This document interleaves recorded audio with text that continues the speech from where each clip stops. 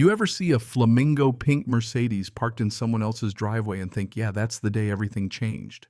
Because let me tell you, that's how the whole war kicked off on Chestnut Drive. And believe me, it was a war. Not just over a parking spot, but over peace, pride, and the kind of respect that gets built up in a community, one friendly wave at a time. If you think HOA drama gets wild, buckle up, because my story's got sledgehammers, courtroom twists, and enough karma to fill a scrapyard. Now, I used to think real peace was just quiet porch swing creaking in the breeze, sun warming your knees, and the sweet smell of my grandma's roses hanging in the air, even a decade after she'd passed. That's the Chestnut Drive I grew up in, a place where neighbors knew how to mind their business and kept drama tucked behind their curtains. But that peace, that sense of home, it was fragile. I didn't know it until the Worthington sisters moved in next door, riding a tidal wave of perfume entitlement and Tiffany's pink Mercedes that looked like Barbie's midlife crisis on wheels. Yeah, you could spot that thing from a block away, screaming, "I've got more money than sense." First morning, I see it dead center at the end of my driveway, blocking me in completely. Not on the curb, no sir, just parked bold as brass across my property. I figured, all right, new neighbors, maybe they're moving in. Maybe their driveway's full, be neighborly, right? Gave it an hour, then two. By 10, I had a meeting downtown, and well, I was still stuck at home. I march over and ring the bell. Door swings open. Tiffany's there, hair pulled back so tight I could practically feel the migraine. She looks me up and down like I'm bringing in a bad smell, and all I get is, "Can I help you?" I give her my best, "Hey neighbor, let's get along," smile. "Morning, I'm Marcus Jones from next door. I think that's your car blocking me in." And she just sighs, yells back over her shoulder for Carol Ann to move it, and shuts the door in my face like I'm a door-to-door salesman. Carol Ann comes stomping out in a silk robe and scowl backs the car out, doesn't so much as glance at me, and disappears. I shake my head, chalk it up to moving day stress. Oh, how naive I was. Next morning, it's back. Same spot, same pink middle finger. This time, Carol Ann answers in a robe and mug that literally says, "Don't speak to me until I've had my Xanax." She barely looks at me, just rolls her eyes and tells me to wait for Tiffany's yoga class to be over. My driveway. My time. Like my schedule runs on her sister's downward dog. That was the moment I realized these women, they're not just clueless, they're testing me, trying to see how far they can go. Day 3. I switch tactics. Out comes the heavy cardstock in my best handwriting. "This is the 3rd day in a row you've blocked my driveway. Please don't do it again." I tuck it under the windshield and watch from inside, a little smug. 10 minutes later, Tiffany comes out, crumples the note up without even reading it, and chucks it onto my lawn. Didn't even break stride. That was it. Every ounce of neighborly patience I had just evaporated. I picked up that note, smoothed it out on my table, and pulled out the city ordinances, highlighted every line about trespass and obstruction. If they wanted receipts, I'd bring them receipts. But the next day, sure enough, the pink Mercedes is back. I ring the bell, ordinances in hand. Both sisters answer, arms crossed, like a suburban wrestling tag team. They read my paperwork and just laugh, say I brought them homework. And then Carol Ann looks me dead in the eye, sneers, and says, "We've never had a problem until you." That pause, that look, the way she flicks her eyes over me, it's not just about a car. It's about who belongs and who doesn't. They start spinning the story saying I'm harassing them, that they feel unsafe with me constantly coming over. I'm 6'3", black and big, so I know how quickly people will play that card. My hands were shaking, but my voice was stone cold. "If your car's here tomorrow, I'm towing it, at your expense." And that's exactly what I did. Called Big Earl's towing guy, shows up, beard down to his chest, looks at the situation and says, "Yep, that's illegal as all get out." As he's hooking the car, the sisters burst out screaming, "Bloody murder, call the cops, claim I'm stealing their car."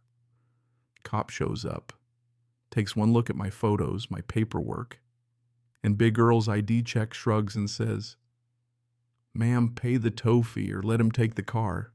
The sisters peel off bills, hiss, "This isn't over," and stomp away. And for about a week, I had my peace back.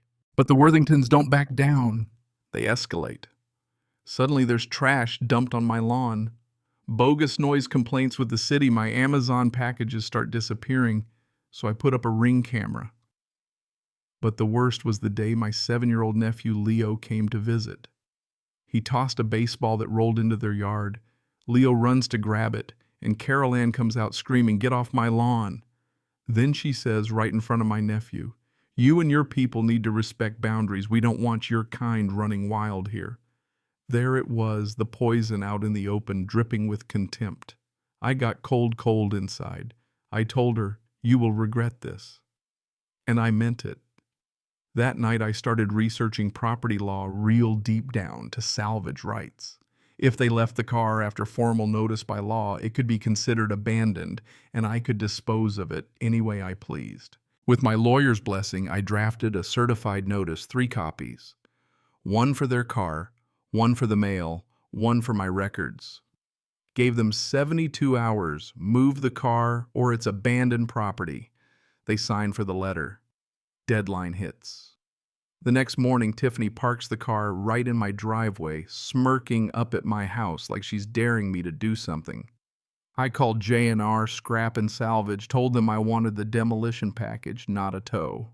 When Frankie, the scrapyard guy, rolls up with his flatbed, I put on my best suit for the occasion.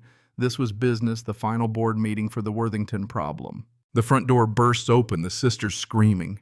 Neighbors peek out their windows. I grab the sledgehammer, put on safety glasses, and with everyone watching, I smash the driver's side window. Glass everywhere. Frankie takes out the windshield I saw through 2 tires, then start caving in the doors. 1 dent for every insult, every piece of trash, every slur. The sisters are hysterical, screaming at the cops when they arrive, but I've got my folder of paperwork, my signed notices, my video, everything. Officer Miller shakes his head, reads it all, and tells them he's followed the law, nothing we can do.